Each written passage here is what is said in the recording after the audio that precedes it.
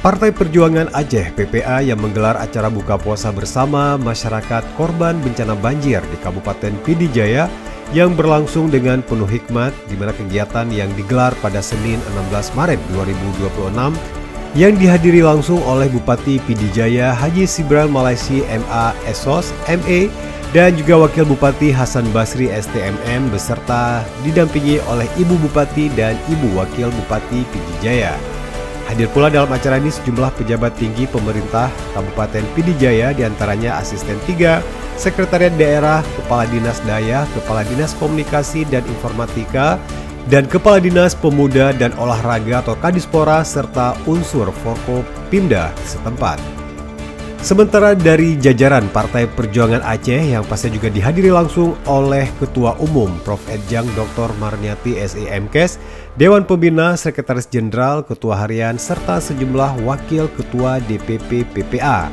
Kehadiran penuh dari jajaran pimpinan pusat Partai Perjuangan Aceh menunjukkan keseriusan partai dalam program kemanusiaan di Pidi Jaya.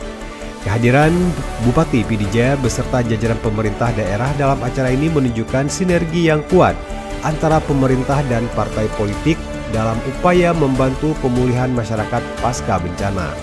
Dalam sambutannya, Bapak Bupati Haji Sibral Malaysi menyampaikan apresiasi kepada PPA atas kepeduliannya terhadap masyarakat Pidi Jaya yang terdampak banjir. Menjelang waktu berbuka puasa, Ustaz Zul Arafah juga mengisi ceramah Ramadan yang menyejukkan hati para jamaah.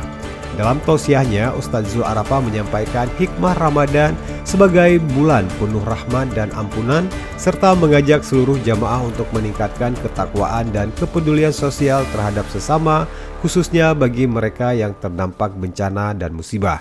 Acara buka puasa bersama ini diikuti oleh ratusan warga termasuk para pengungsi dari Huntara, anak yatim, janda korban banjir, serta kader dan simpatisan PPA dari berbagai kecamatan di Pidi Jaya.